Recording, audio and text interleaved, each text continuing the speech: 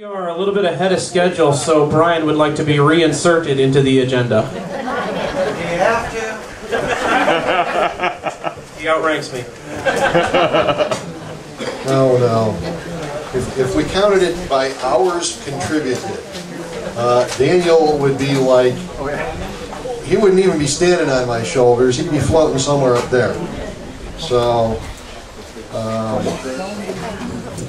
Dan has become our go-to guy. I'll try and keep this brief.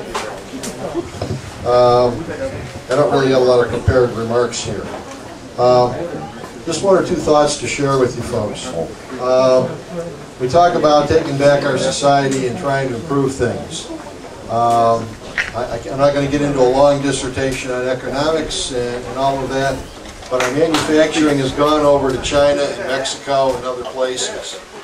If you can buy a manufactured good in the United States, or it's made in the United States, even if it's a little more expensive, support our people, because ultimately that's going to make our society stronger and going to make a lot of the other problems go away. We get our people back to work and in better economic shape, the liberals won't be attacking our rights as readily or as easily. Moving on to something else here. Dennis a little earlier mentioned, I like this saying, when seconds count, the police are only minutes away. Some of you may or may not know, that's what I do for a living. I'm a sergeant with the Cleveland Police Department. Tough economic times, a lot of people are looking for jobs. Some of you maybe have had an unusual experience with law enforcement. Maybe with your CHL you ran into a law enforcement officer that doesn't like you having a gun. Now's your chance. Cleveland Police Department in the next few weeks will be in it. I don't have the exact dates on the top of my head, but it's only going to be open for 1 week. They will be taking applications for the civil service test. They do expect to, over the next 2 years, to hire about 300 new police officers. I got to tell you, it's not the best thing in the world you could be doing, but it sure as heck isn't the worst either. The job's been pretty good to me. It's paid me a decent living for 27 years. And it's another way to serve the public and help out. Plus, pension benefits and such aren't terrible either. Anybody who is interested in this, see me later, or go online. The info at OFCC will get to me, or you can find my email address on the website. There are some prep schools that work very well if you're in the Cleveland area that you can sign up for to prepare you for the test. Residency. There is no more residency requirement. The Ohio Supreme Court struck it down, so you can live anywhere, as far away as you feel comfortable driving to get to work, but it doesn't have to be in the city of Cleveland. I would say, you know, if you can't beat them, join them. Might be a thought. Moving on, we have, as far as OFCC goes, what we're doing here today, our work is not over. I want to talk just a little bit about the history of OFCC at this park. One of our members suggested this park. He lived in the area. We thought the name of the park was a good fit with who we are and what we do.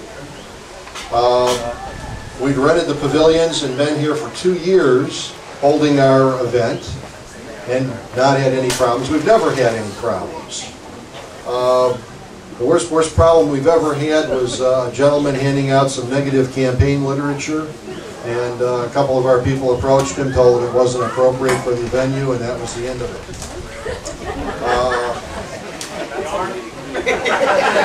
Well, yeah, you know, I guess they were, as a matter of fact. In fact, they sort of impounded his literature. We looked for him afterwards thinking maybe we should give it back to him, but he was gone. Oh well.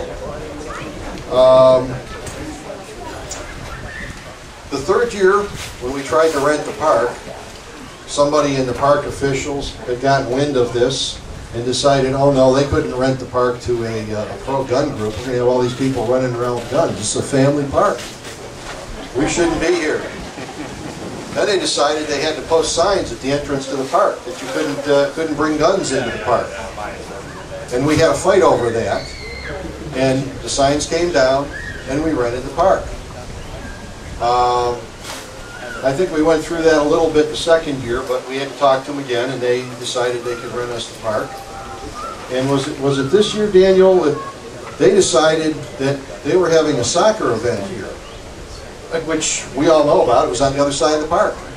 And they couldn't rent the pavilions here to a bunch of pro-gun people because that's a family event, the soccer thing over there, and you wouldn't want to have a bunch of people running around here with guns, with kids playing soccer on the other side of the park. So we have to go through and educate them again.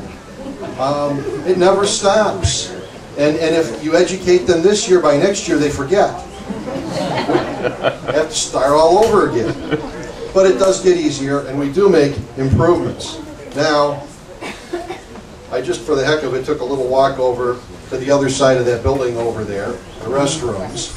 And sure as enough, the no gun signs, it's illegal to carry blah, blah, blah, blah, blah, sign is still up on the other side of that building.